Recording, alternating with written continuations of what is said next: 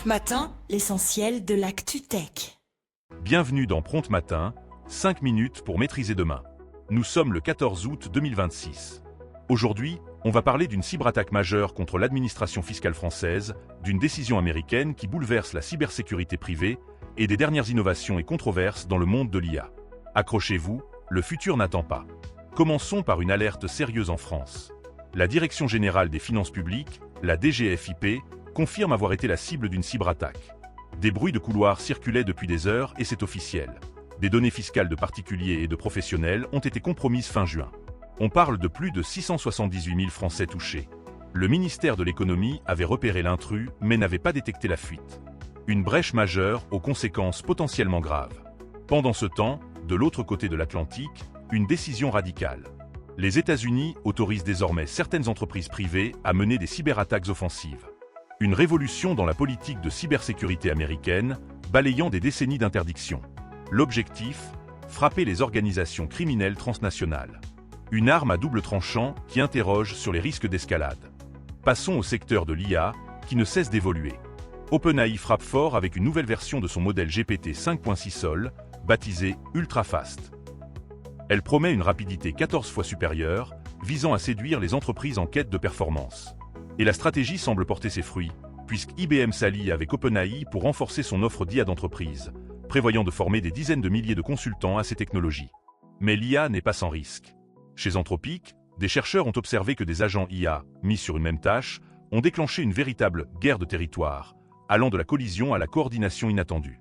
Une découverte qui soulève des questions cruciales sur la sécurité des systèmes multi-agents.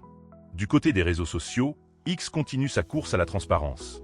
La plateforme a rendu open source son algorithme de classement.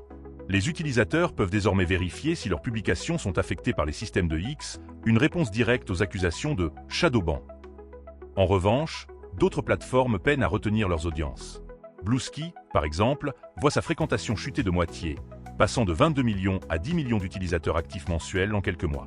De son côté, Instagram, après une décennie, rafraîchit son logo avec un nouveau wordmark plus moderne. Et Meta ne reste pas inactif, en lançant une nouvelle application Facebook, le Creator Studio, entièrement conçue pour les créateurs de contenu et alimentée par l'IA. L'argent coule à flot dans l'IA, et Nvidia est au centre de toutes les attentions. L'entreprise a un plan ambitieux de 500 milliards de dollars pour garantir la valeur de ses GPU vieillissants. Elle souhaite convaincre de nouveaux financiers de soutenir les constructions d'infrastructures IA. Un pari risqué mais potentiellement brillant. Dans la même veine, Databricks a réussi une levée de fonds impressionnante. Alors que la société espérait 1 milliard, les investisseurs voulaient y injecter 15 milliards. Le compromis a été trouvé à 5 milliards, pour une valorisation colossale de 190 milliards de dollars. Signe que l'IA est une technologie coûteuse, mais qu'elle attire des capitaux sans précédent. L'IA touche aussi notre quotidien et notre santé.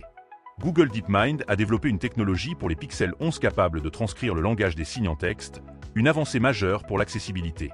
La Pixel Watch 5, elle, détecte désormais les signes de résistance à l'insuline, utilisant l'IA pour exploiter au mieux ses capteurs existants et améliorer le suivi de santé. Cependant, tout n'est pas rose.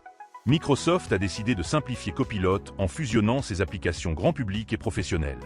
Mais cela s'est fait au détriment de certaines fonctionnalités IA jugées infructueuses, comme la création de podcasts par IA, les groupes chats ou la fonction Deep Research.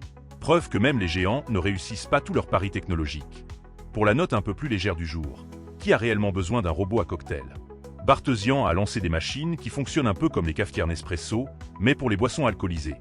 Un appareil qui promet de préparer des cocktails sophistiqués à la demande. Le marché dira si cet accessoire de luxe trouvera sa place dans nos foyers connectés.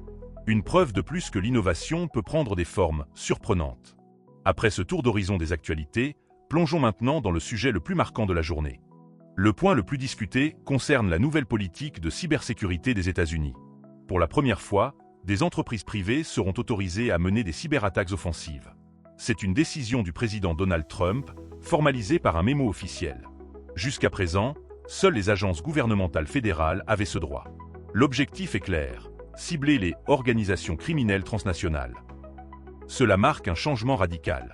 Le contexte est celui d'une recrudescence des cybermenaces, souvent difficiles à contrer avec les seules mesures défensives. Les enjeux sont énormes. D'un côté, une plus grande agilité et réactivité face aux pirates et aux réseaux criminels. De l'autre, des questions éthiques et légales complexes. Quels sont les critères de sélection de ces entreprises? Comment garantir qu'elles n'excèdent pas leurs prérogatives? Qui sera responsable en cas de dommages collatéraux? Le futur de la cybersécurité pourrait bien voir émerger un nouveau type de mercenaires numériques sous la bannière étatique. Cette décision ouvre la voie à des débats profonds sur la privatisation de la défense numérique et ses implications pour la souveraineté et la stabilité du cyberespace mondial. Une véritable révolution dont les conséquences se feront sentir bien au-delà des frontières américaines. C'est tout pour Prompt Matin ce 14 août 2026. Entre attaques fiscales, agents IA rebelles et cyberattaques privées, le monde tech continue de nous surprendre. Nous remercions toute l'équipe de Prompt Matin pour son travail acharné à décrypter un futur en constante accélération. Restez connectés, maîtrisez l'information, maîtrisez demain. À très bientôt.